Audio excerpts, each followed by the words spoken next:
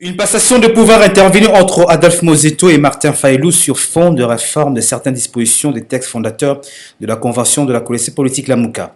Désormais, le mandat du coordinateur en exercice passe de 3 à 6 mois et la prise de fonction du coordinateur entrant est automatique et n'est plus sujette à une cérémonie de passation de pouvoir.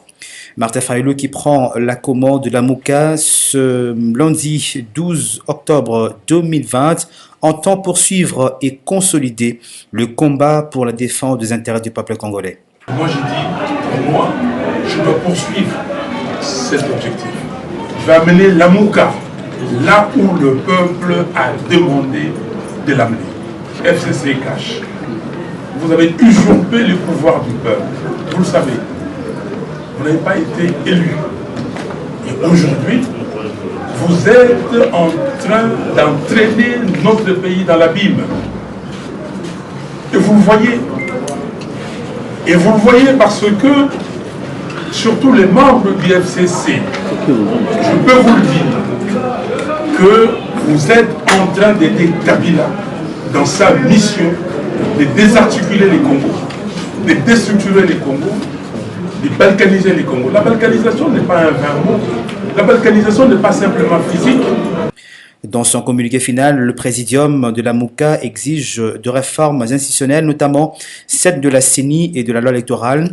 Ces réformes, selon Bemba, Katumbi, Mozeto et Fayulu, doivent se faire de manière consensuelle entre les parties prenantes dans un cadre strictement paritaire. Par ailleurs, tout en condenant la présence inacceptable de troupes armées des pays voisins sur le territoire national, la Lamouka apporte son soutien au prix Nobel de la paix, le docteur Denis Mukwege, au regard de menaces dont il fait l'objet.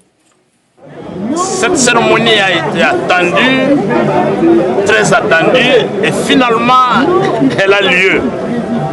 Qu'est-ce que nous pouvons dire de plus? Les choses maintenant sont claires. Et chacun est dans son orbite naturelle. Nous avons désormais deux camps. Le président élu, Martin Fayulu Madidi, prend la commande de Lamouka pour défendre la souveraineté bafouée du peuple congolais et défendre l'intégrité physique de notre territoire. Vous avez les camps des fraudeurs, vous avez les camps de ceux qui ont foulé au pied la souveraineté du peuple congolais et qui soutiennent les occupants. Donc, désormais, chacun de nous, Congolais, doit choisir son camp. Bon, je pense qu'il n'y a pas eu polémique. Ça a été démontré aujourd'hui que la Lamouka, en tant que plateforme politique, est une et qu'ils se sont concertés. En fait, la Lamouka, c'est l'inspiration même du peuple congolais. C'est l'espoir de tout un peuple. Aujourd'hui, nous devons nous sentir congolais, nous devons être à l'aise parce que nous avons la chance d'avoir ces 4 leaders encore vivants. Parce que vous savez, avec la coalition FCC-CACH, rien ne marche, le pays est en train de sombrer. Et une partie du pays est en train même déjà de partir. Regardez ce qui se passe à l'est du pays. Mais j'ai été content par rapport au message lancé par d'abord le coordonnateur sortant, qui était un message de l'unité. Et puis le coordonnateur entrant, M. Martin Fayulu, nous a responsabilisés. Donc il a donné un message de responsabilité.